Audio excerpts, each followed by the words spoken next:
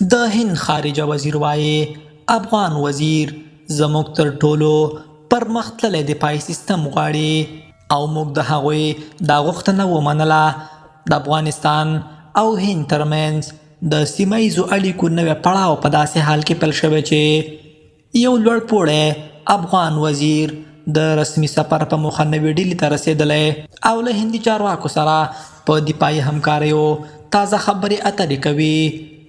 د هند بهرنیو چارو وزیر په ګډ مطبوعاتي کانفرنس کې څرګنده کړه چې افغان لوري له هند څخه د پرمختللو دفاعي سیستمونو غوښتنه کړې او دا غوښتنه به د هند صدر اعظم سره شریکه شي.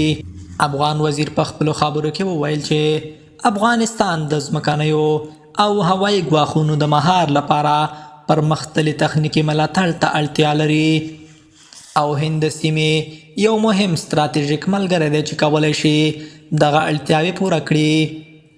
د زیاته کړه چې افغانستان غواړي د داسې سیستمونو په ترلاسه کولو سره د خپلو سرحدونو امنیت ټینګ کړي او د سیمه ییزو خطرونو پر وړاندې دفاعي چمتووالی لوړ کړي.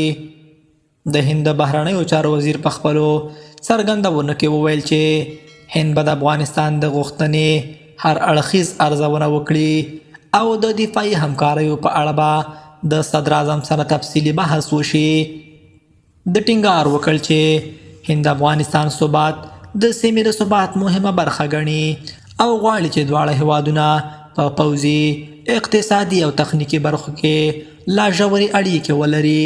شنونکي وایي دا غوښتنه ښایي چې افغانستان غواړي له نویو سیمه ییزو متحدینو سره خپل امنیتي ستراتیژۍ بیرته جوړې کړي او د پخوانیو انحصاري اړیکو پر ځای متنوع دفاعي سرچینې ولري.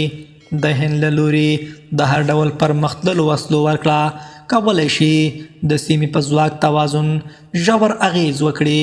په ځانګړي ډول د پاکستان د اندېښنو د زیاتېدو احتمال شته. سرچینې وایي افغان لوري په ځانګړي توګه په هوایي دفاع، ډرون ضد ټکنالوژۍ او استخباراتي تجهیزاتو کې لیوالتیا لري چې دا د سیمې د نورو هیوادونو ستراتیژیک حساسیت هم راپارولی شي. خو تر اوسه پورې نه افغانستان او نه هم هند د دغو وسلو د نوعیت او شمیر په اړه مشخص جزئیات وړاندې کړي نه دي.